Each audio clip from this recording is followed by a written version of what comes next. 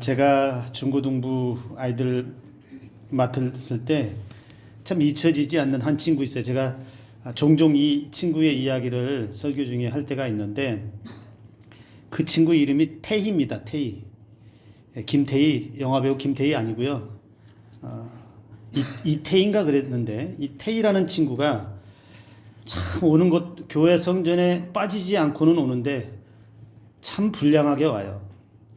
그냥 맨발에 슬리퍼 질질 끌고서 인상이 집에서 죽을 쓰다 왔는지 뭘 하다 왔는지 죽상이 돼서 그러고 주일 아침마다 중고등부 예배를 와요. 어깨는 쭉 늘어져서 머리는 그냥 자다가 뭘 했는지 그냥 떡이 졌는지 막 그냥 일어났다가 앉았다. 그래도 교회 오는 것만 해도 참 감사하긴 한데 한번 제가 물어봤어요. 야, 너는 교회 오는 게 그렇게 싫으냐? 교회 오는 게 그렇게 죽을 것 같냐? 했더니 죽을 것 같대요. 너무 싫대요. 괴롭대요. 근데 주일 아침만 되면 아물 수가 없대요. 엄마가 그냥 이불을 확 걷어 제껴서 깨우고 안 일어나면 발로 차고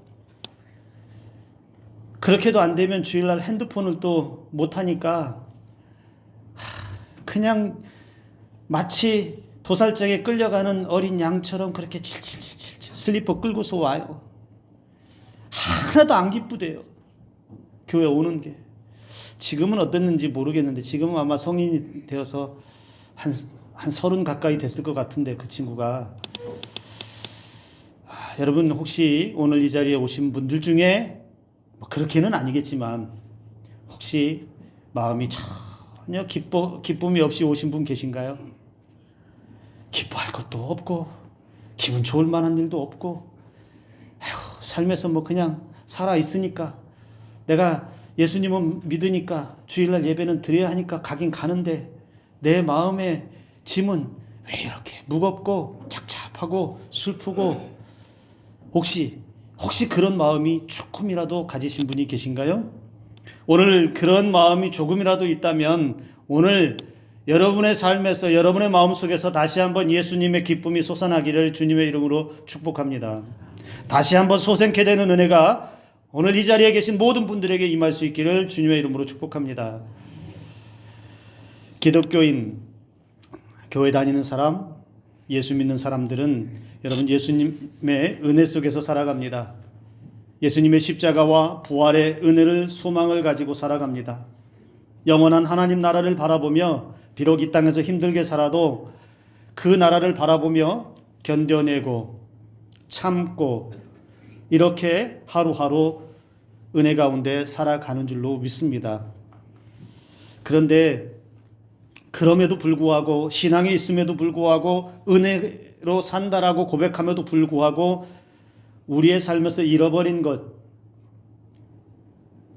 그 중에 하나가 기쁨이 아닌가라는 생각을 할 때가 참 많습니다.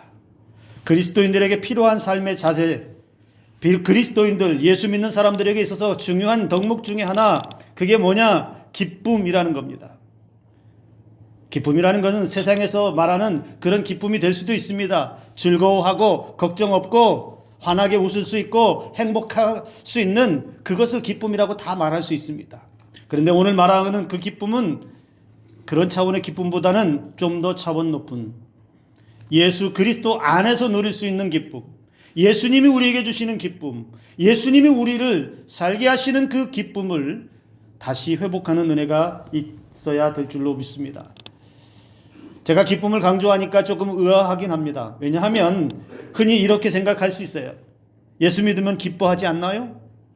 아니, 교회 다니는 사람들은 기뻐하지 않나요? 교회 다니면 예수 믿으면 기쁨이 있지 않나요? 여러분 어떻게 대답하실래요? 여러분 신앙생활 하시는 여러분들은 기쁨이 자동으로 있지 않나요? 아닌가요? 없어요? 예수 믿으면 어때? 기쁨이 자동으로 오던가요? 아니면 예수 믿어도 기쁨이 없을 때가 훨씬 더 많은가요? 냉정하게 말하면 여러분 기쁨을 가지고 사는 사람도 있긴 하지만 신앙이 있어도 기쁨 없는 사람들이 의외로 많다는 사실입니다. 교회 공동체 안에 한 공동체 안에 있어도요. 겉모습은 그냥 괜찮은 것 같지만 속에서는 기쁨이 없어서 가슴이 쩍쩍 갈라져 있는, 가슴이 정말 메말라 있는 사람들, 슬퍼하는 사람들, 두려워하는 사람들, 불안해하는 사람들, 걱정하는 사람들로 인해서 기쁨을 잃어버린 사람들이 교회 안에도 상당히 많다는 사실입니다. 오늘 이 자리에 계신 분들 중에도 제가 보기에는 겉에는 다 멀쩡해 보이고 괜찮아 보이지만 혹시 속에 안고 있는 기뻐하지 못하는 작은 마음이라도 있다면 오늘 그곳에 성령께서 큰 기쁨으로 임하시게 되기를 주님의 이름으로 축복합니다. 기쁨이 없는 교회, 기쁨이 없는 성도, 냉정하게 말하면 예수님의 복음으로 채워지지 못했다라고 말할 수 있어요. 기쁨이 없는 교회, 기쁨이 없는 성도는 진짜 예수 그리스도의 복음으로 채워져 있지 않다라고도 말할 수 있다는 거예요. 왜냐하면 예수님은 기쁨 그 자체입니다. 예수님은 기쁨 그 자체예요. 그러니 예수를 믿는다라고 하는 것은 어떤 의미를 가지고 있냐면 예수 그리스도로 말미암아서 내 삶에, 내 안에 예수님의 기쁨이 들어온다는 거예요. 예수님의 기쁨이 들어왔는데 왜 기뻐하지 못하느냐? 그건 예수님이 아직 그 사람 마음속에 기쁨으로 정착하지 못했다. 스쳐 지나가듯이 잠시 예수 믿고 좋았다가 기뻐했다가 스쳐 지나가듯이 지나가서 지금은 기뻐하지 못하는 상태가 될 수도 있다는 겁니다. 오늘 사도 바울은 본문에서 빌립보 교회를 향해서 마지막 당부를 하면서 이렇게 전합니다. 주 안에서 기뻐하라. 내가 다시 말하느니 기뻐하라. 주 안에서 기뻐하라. 빌립보 교회 성도들이여, 내가 다시 말합니다. 기뻐하십시오. 이걸 바꾸면 이렇게 바꿀 수 있겠죠?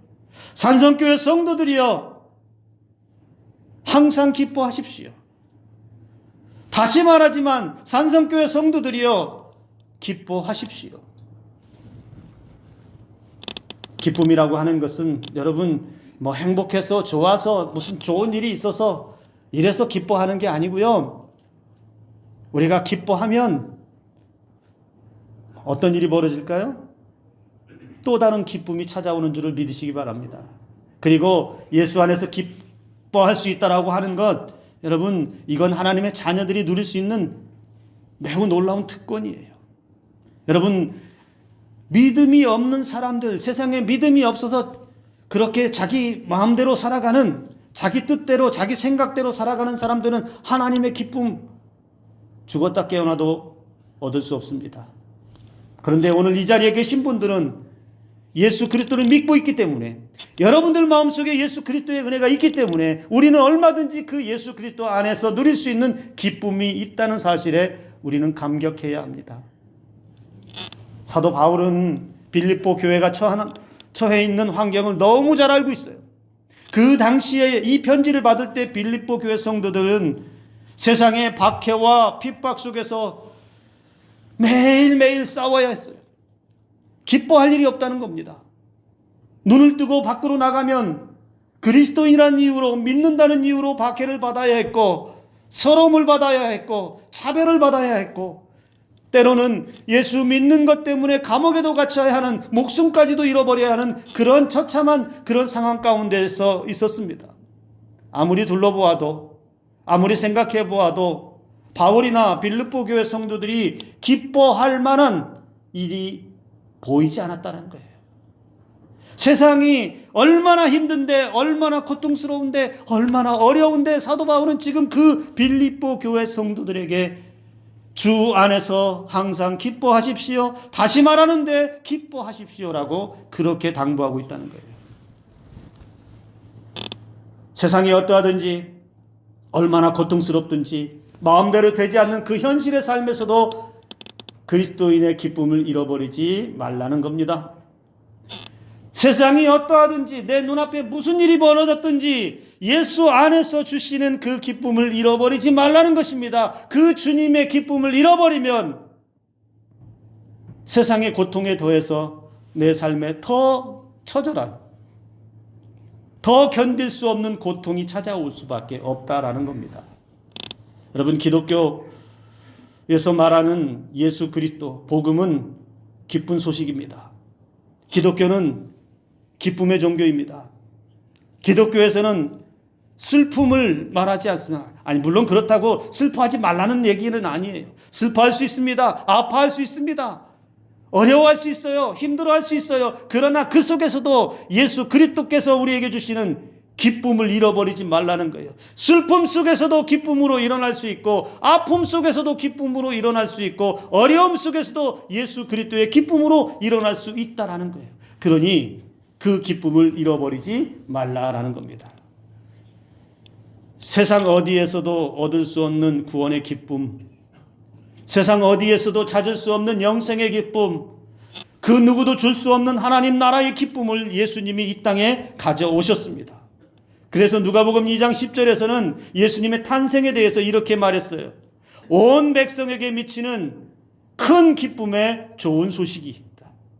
온 백성에게 미치는 큰 기쁨의 좋은 소식이 이 땅에 오신다라고 누가는 선포했다라는 거예요. 예수님은 이 땅에 진정한 기쁨을 그렇게 가져오셨고, 모든 사람들의 만남을 통해서 그 기쁨을 전부 다 주셨습니다. 예수님의 기쁨을 만난 교회와 사람들이 성경에 넘쳐나고 있어요. 여러분, 성경을 우리가 읽어보면 예수님을 만났던 사람들을 한번, 또는 예수님이 은혜가 있었던 그 교회들을 보면 예수님을 만나고 기뻐하지 않을 수 없다는 것을, 그 기쁨을 헌신짝처럼 버릴 수 없다는 것을 우리는 깨닫게 됩니다. 예루살렘 초대교회 어땠습니까? 예루살렘 초대교회 성도들은 모일 때마다 기쁨으로 떡을 떼며 음식을 나누었어요. 왜 그렇게 했을까요? 자기의 물건을 팔아서 없는 사람들, 가난한 사람들에게 나눠주기까지 했어요. 그걸 기쁨으로 했어요. 왜 그랬을까요? 구원의 감격이 너무 크고 너무 기쁘니까. 그 기쁨을 표현할 길이 그것밖에는 없었던 거예요. 예수님이 기쁘고, 사람들과 있는 것이 기쁘고, 구원의 감격과 성령의 충만함의 은혜가 그들 가운데 넘쳐나니까, 그 기쁨이 솟아나니까 자기의 욕심이 아닌 다른 사람들을 바라볼 수 있고, 그 기쁨을 나누어 줄 수 있는 넉넉한 마음들이 예루살렘 초대교회에 있었다는 거예요. 예수님의 제자들은 어떻습니까? 예수님의 제자들, 그들이 예수님 따라다닐 때는 잘 몰랐을지 모르지만, 여러분 사도행전 13장 52절에 보면 그들이 기쁨과 성령의 충만함으로, 기쁨과 성령의 충만함으로 복음의 사도들이 되었다라고 기록하고 있어요. 예수님을 비로소 깨닫게 되어지고, 예수님의 기쁨을 비로소 느끼게 되고 만나게 되니까, 그 비겁했고 그 예수님 앞에 한심함을 보였던 제자들이 성령의 충만함 받고 기쁨 가운데 위대한 사도의 길을 걸어갔다는 겁니다. 예수님을 만났던 삭개오, 우리 삭개오 잘 알지요. 그런데 삭개오 어땠어요? 예수님이 오늘 내가 너희 집에 가야 되겠다, 가자. 삭개오가 뛸 듯이 기뻤어요. 아마 성경에는 기록하지 않았지만 삭개오 아마 덩실덩실 춤을 췄을 거예요. 아무도 와주지 않았는데, 아무도 자기를 반겨 맞아준 사람이 없는데 예수님이 오늘 너희 집에 같이 가자. 그러니까 삭개오도 뭐라고 말해요? 너무너무 기뻐서, 내가 누구 거를 속여 빼앗았거나 그랬다면 4배를 갚겠습니다. 그리고 내 것을 팔아서 가난한 자들을 돕겠습니다. 이게 예수님 만난 삭개오의 기쁨의 표현이었어요. 성경에 수많은 예수님을 만났던 사람들이 있습니다. 질병에서 고침을 받은 사람들이 있어요. 병들어서 예수님을 찾았던 사람들이 있습니다. 귀신을 쫓아낸 사람도 있습니다. 죽었다가 살아난 사람도 있습니다. 세리와 죄인들, 사마리아 여인, 죽은 나사로, 예수님을 만났던 사람들 다 보세요. 그들이 맞이한 게 뭡니까? 그들이 예수님 만나고 종교인 된 것으로 만족했나요? 야, 오늘부터 예수님 만나서 나는 그리스도인, 나는 교회 다니는 사람 되었어, 이걸로 만족하고 그냥 끝났나요? 아니요. 여러분, 이 사람들 어떤 사람들이에요? 기뻐할 수 없는 사람들이잖아요. 몸이 아파서, 오랫동안 몸이 아파서 기뻐할 수 없었던 사람, 사회적 왕따 차별당해서 가난 때문에 서러움과 외로움과 그 삶의 고통 때문에 도저히 기뻐할 수 없는 사람들이었는데 예수님을 만나고 나니까 질병도 고침을 받고 귀신도 떠나가고 가난과 차별 가운데서도 예수님은 그들에게 찾아가서 그들에게 하나님 나라의 복음을 전하시고 아무도 알아주지 않는 그들의 손을 잡아주셨던 그 예수님. 그들이 예수님을 그렇게 만나고 기쁨을 얻었고 그 기쁨이 그들의 삶을 변화시켰고, 그래서 이전과는 다른 변화된 삶을 살았던 사람들이 다 누굽니까? 예수님을 만났던 사람이고 그 예수님의 기쁨을 얻었던 사람들이라는 겁니다. 여러분, 우리에게 필요한 삶이 신앙인 되는 거 아닙니다. 종교인 되는 게 아니에요. 교회 다니는 사람, 이걸로 끝나는 게 아닙니다. 예수님으로부터 오는 참된 기쁨의 삶을 얻어서, 주님으로부터 오는 그 기쁨의 삶을 얻어서 삶이 회복되고 우리의 인생이 죄인이 아닌 의인으로 이 땅에서 망하는 인생이 아니라 저 하늘나라 소망을 가지고 살아가는 영원한 생명의 은혜를 가지고 살아가는 사람들로 살아가야 될 줄로 믿으시기를 바랍니다. 바울도 마찬가지예요. 바울은 어떤 사람이에요? 예수님을 만나기 전에 그는 폭력적인 사람이에요. 율법에 충실했고 남을 해치는 사람, 기쁨이 없어요. 여러분, 남을 해치는 사람이 기뻐하는 거 보신 적 있으세요? 사도 바울은 그렇게 예수 믿는 사람들을 박해했고 예수님 복음 반대편에 서서 사람들의 기쁨을 빼앗아가는 사람이었어요. 사람들의 기쁨을 해치는 사람, 사람들의 행복을 망가뜨리는 사람이 누구였냐? 사도 바울이었어요. 그런데 사도 바울이 부활하신 예수님을 만난 후에 그는 사람들에게 기쁨을 전해주는 사람이 되었어요. 복음의 기쁨을 전해주는 사람, 예수 그리스도의 기쁨을 전해주는 위대한 사도가 되었다는 거예요. 그래서 사도 바울은 가는 곳마다, 가는 교회마다 성도에게 항상 강조했던 말이 뭐냐? 그게 기뻐하라는 겁니다. 빌립보 교회만 기뻐하라라고 하지 않았어요. 여러분, 데살로니가 5장 16절에서도 사도 바울은 말했어요. 항상 기뻐하라. 항상 기뻐하라. 복음이 있는 곳에, 예수님이 있는 곳에 기쁨이 있습니다.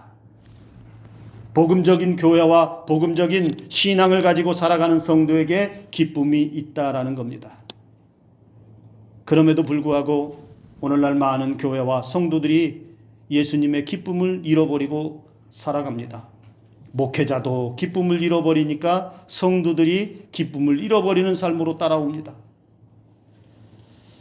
냉대와 부정, 한숨과 답답함, 현실의 어려움 때문에 허덕이며 분주하게만 살아가고, 그렇게 분주하게 열심히 일하고 섬기고 헌신하기도 하는데 기쁨은 없고 일만 남아있는 사람들이 많습니다. 삶이 힘들기도 합니다. 열심히 했는데 남는 게 없어서 공허하기도 합니다. 나는 잘 사는 것 같은데 내 삶의 결과가 좋지 못해서 무기력함에도 빠지기도 합니다. 주변을 둘러보면 기뻐하고 좋아하고 행복해하고 괜찮아 보이는 삶은 사는 사람들이 많아 보이는데 나만 생각하면 나에게는 기쁨이 없고 나에게는 행복도 없고 나에게는 좋은 일도 일어나지 않는 것 같은 그 비교 때문에 또 기쁨을 잃어버리기도 합니다. 여러분은 어떻습니까? 신앙생활 하고 있음에도 불구하고 온전하게 예수 그리스도를 향한 예수님으로부터 오는 그 기쁨과 그 기쁨의 삶을 누리지 못하고 있다면 여러분, 우리 신앙과 삶에 빨간불이 켜진 거예요. 지금 혹시 우리 마음속에 예수 그리스도를 믿고 있는 믿음이 있음에도 불구하고 기쁨이 사라져 버렸다면 우리 신앙과 삶에 빨간불이 반짝반짝 켜지고 있다는 거예요. 여러분, 자동차 운전을 하다 보면 여러분, 자동차가 잘 가고는 있지만 그 자동차가 이상 신호를 보이는 때가 있습니까? 없습니까? 현재는 잘 가고 있어요. 아무 문제 없이 가고 있는데 자동차가 이상 신호를 보낼 때가 있어요. 소리가 이상하든지 아니면 타는 냄새가 나든지 그 차가 나 이상이 있습니다라고 신호를 보내고 있다는 얘기는 뭐예요? 곧 고장날 위험이 있다는 이야기입니다. 고장이 날 위험이 있다는 얘기는 사고 날 위험도 있다는 거예요. 자동차가 이상 신호를 보내면 어떻게 해야 돼요? 빨리 카센터 가서 뭐가 이상인지 점검하고 고장이 있고 문제가 있는 건 빨리 고쳐야, 그래야 안전하게 자동차를 탈 수 있게 됩니다. 신앙과 삶도 마찬가지예요. 교회 출석하고 있다고, 나는 신앙생활 오래 했다고 그게 전부라고 생각하면 안 돼요. 어딘지 모르게 내 마음속에서 어긋나고 있고 감정적으로 심리적으로 쫓기듯 보람도 없고 만족도 없고 그렇게 살아갈 때가 있습니다. 신앙생활은 정상적으로 하고 있음에도 내 마음 한쪽에는 만족함이 사라져버렸고요. 짜증과 불편함이 남아 있습니다. 사람들의 말도 신경 쓰여요. 별일 아닌 것에도 예민해져서 감정 조절 못할 때가 있습니다. 다른 사람들과 비교해보면 항상 나는 부족합니다. 그래서 그것 때문에 열등감이 생기고 그것 때문에 기뻐하지 못하는 일들이 매번 반복해서 일어날 때가 있습니다. 사랑하는 성도 여러분, 여러분들의 마음속에 무엇이 남아 있습니까? 여러분의 생각 속에는 무엇이 여러분의 삶에서 기쁨을 빼앗아가고 있습니까? 무엇 때문에 기쁨을 잃어버려요? 무엇 때문에 예수님의 기쁨이 큰 힘을 발휘하지 못할까요? 여러분, 우리가 기뻐하지 못하는 이유 중에 하나는 불안 때문입니다. 우리가 OECD 국가라고 이야기하고 선진국이라고 이야기하는데요. 여러분, 씁쓸한 현실은 OECD 국가 중에 삶의 만족도는 극히 낮고 불안 지수는 높은 나라가 어디일까요? 대한민국이라는 거예요. 삶의 만족도는 낮고 불안 지수는 높다라는데 뭐 때문에 그럴까요? 뭐 때문에 불안해요? 건강 때문에 불안합니다. 경제 때문에 불안합니다. 미래에 어떻게 될까에 불안해 한다는 거예요. 20세기 실존주의 철학자들이 인간 본질에 대해서 연구했어요. 그런데 한결같이 내린 결론이 인간의 본질은 불안이다, 이렇게 결론을 내렸어요. 20세기 실존주의 철학자들이 인간의 본질은 불안이다, 이렇게 결정을 내렸다는 거예요. 지식이 있으나 없으나 부자나 가난한 자나 질병이 있거나 건강한 사람이나 모두가 다 불안을 안고 살아간다는 겁니다. 심지어 신학자 칼바르트는 죄로 사로잡힌 인간 실존 특징이 뭐냐? 그게 불안이라고 말했어요. 그 불안 뒤에 뭐가 있느냐? 마귀가 있다라고 말했어요. 그래서 사람들을 불안하게 하고 공포감을 느끼게 하고 그것 때문에 절망하게 하고 허무감에 빠지게 하는 그것을 마귀가, 사탄이 그렇게 뒤에서 주입한다는 겁니다. 여러분은 뭐가 불안하세요? 불안한 게 있으세요? 오늘 그 불안이 기쁨으로 변화되기를 주님의 이름으로 축복합니다. 우리가 기쁨을 잃어버린 두 번째는 염려한다는 거예요. 걱정한다는 겁니다. 여러 가지 마음을 쓰면서 걱정이 밀려올 때 기쁨이 사라진다는 거예요. 마태복음 6장에 우리 주님이 가르쳐 주십니다. 무엇을 먹을까? 무엇을 입을까? 염려하지 마라. 먹고 사는 것 때문에 걱정하지 마라. 그런데 우리가 살다 보면 여러분 어때요? 한평생 걱정하다 끝나지 않나요? 아침에 눈을 떠서 보람찬 하루 일을 시작하신 하나님 감사합니다, 기쁩니다가 아니라 아이고 오늘도 밭에 나가서 또 일해야 되는데 팔은 말을 안 듣고 한숨이 절로 나오시나요? 오늘 이 시간 이후에 그 염려가 사라지고 기쁨이 솟아나기를 주님의 이름으로 축복합니다. 우리 주님은 말씀하셔요. 염려로 기쁨을 잃어버린 사람들을 향해서 성도들이여 공중의 새 좀 한번 바라보십시오. 거두지도 않고 창고에 들이지도 않는데 그들은 잘 먹고 살아요. 여러분들은 그 공중의 새보다 귀하지 않습니까? 염려한다고 해서 그 키를 한 자라도 어떻게 바꿀 수 있습니까? 그럴 수 없잖아요. 어째서 의복을 위해서 염려하십니까? 들의 백합화가 어떻게 자라는지를 한번 보십시오. 수고도 안 해요. 길쌈도 안 해요. 그런데 잘 자라요. 꽃이 피고 씨도 맺어요. 열매도 맺어요.